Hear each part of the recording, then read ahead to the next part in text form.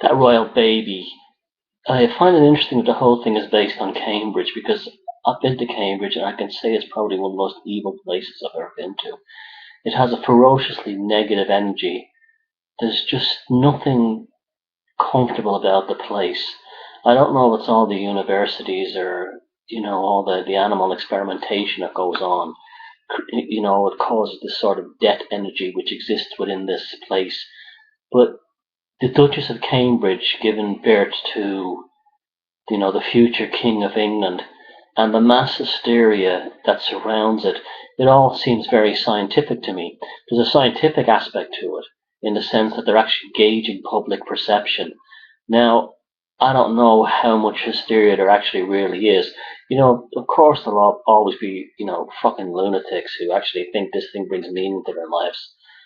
These are the celebrity worshipping, whack jobs who actually still think this stuff has actually a meaning. But in general, most people won't give a shit.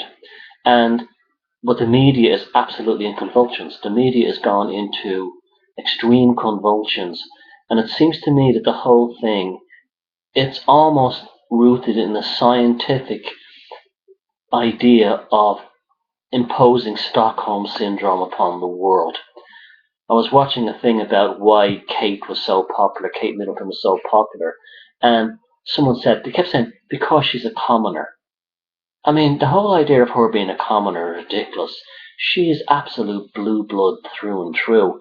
This idea that only commoners, are people who don't live in Buckingham Palace or Windsor or are immediately related to those German welfare tourists, the Saxe-Gothas, are commoners. That's not true at all. There's peers and as royalty extends, to thousands of people all over the world.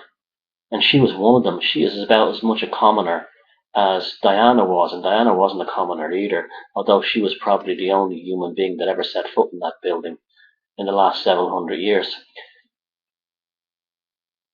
The thing with the baby is it's a baby in the mind as much as it's a baby of the royal family.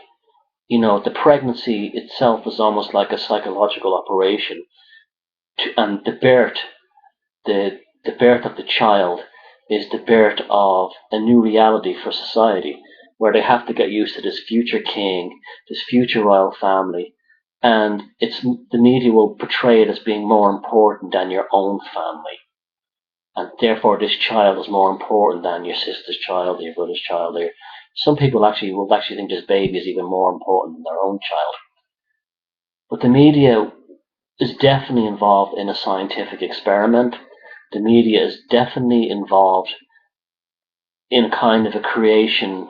A friend of mine said today, and it's true, Stockholm syndrome on steroids. It is.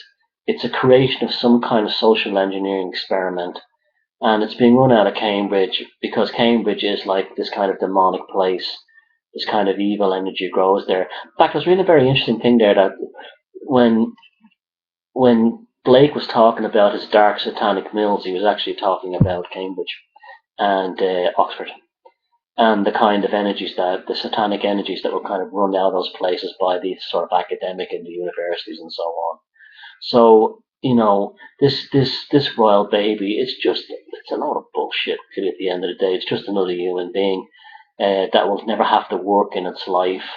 It'll be completely parasitic, and that's not its fault. It was born into this, but at the same time, too, this is what I find interesting. Have you ever seen one royal that ever rejected that life of privilege?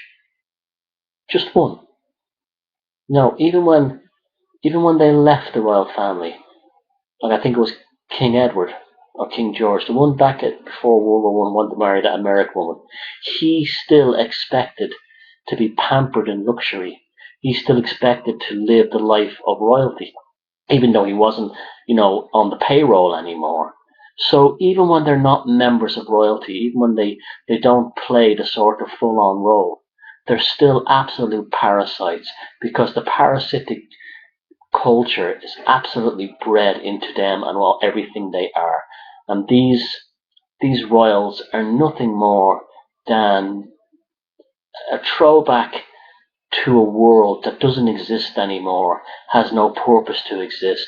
And people will say, oh, the royal family is great for tourism in Britain.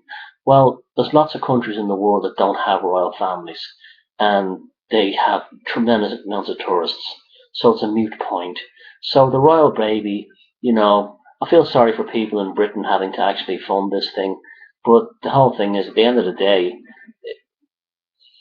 they're not half as bad as people in other countries who are actually excited about this thing. Particularly the Americans. I thought you fought a revolution to rid yourselves of these things. So it's a big scientific psyop. It's all to do with kind of engineering Stockholm syndrome and destroying the family as well, because people will end up caring more about their own. Will end up caring more about the royal family and the royal baby than they will about their own. Okay.